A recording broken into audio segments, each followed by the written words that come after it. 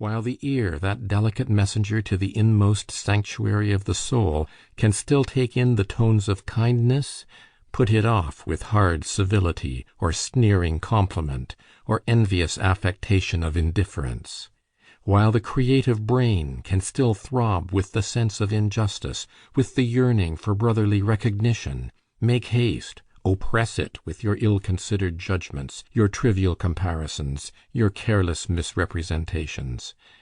The heart will by and by be still. Ubi saeva indignatio ulterius cor lacerare nequit. The eye will cease to entreat, the ear will be deaf, the brain will have ceased from all wants as well as from all work. Then your charitable speeches may find vent. Then you may remember and pity the toil and the struggle and the failure. Then you may give due honor to the work achieved. Then you may find extenuation for errors, and may consent to bury them. That is a trivial schoolboy text. Why do I dwell on it? It has little reference to me, for I shall leave no works behind me for men to honor. I have no near relatives who will make up, by weeping over my grave, for the wounds they inflicted on me when I was among them.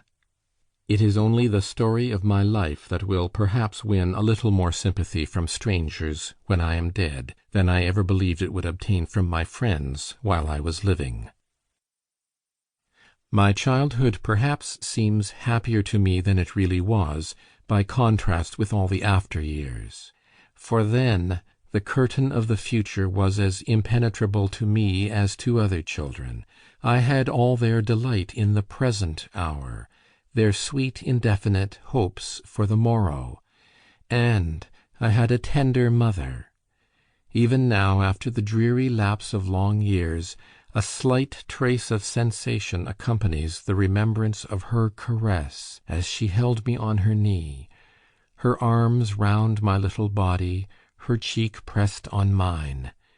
I had a complaint of the eyes that made me blind for a little while, and she kept me on her knee from morning till night. That unequalled love soon vanished out of my life, and even to my childish consciousness it was as if that life had become more chill. I rode my little white pony with the groom by my side as before, but there were no loving eyes looking at me as I mounted, no glad arms opened to me when I came back. Perhaps I missed my mother's love more than most children of 7 or 8 would have done, to whom the other pleasures of life remained as before, for I was certainly a very sensitive child. I remember still the mingled trepidation and delicious excitement with which I was affected by the tramping of the horses on the pavement in the echoing stables, by the loud resonance of the grooms' voices, by the booming bark of the dogs as my father's carriage thundered under the archway of the courtyard, by the din of the gong as it gave notice of luncheon and dinner. The measured tramp of soldiery, which I sometimes heard, for my father's house lay near a county town where there were large barracks, made me sob and tremble, and yet, when they were gone past, I longed for them to come back again. I fancy my father thought me an odd child, and had little fondness for me, though he was very careful in fulfilling what he regarded as a parent's duties.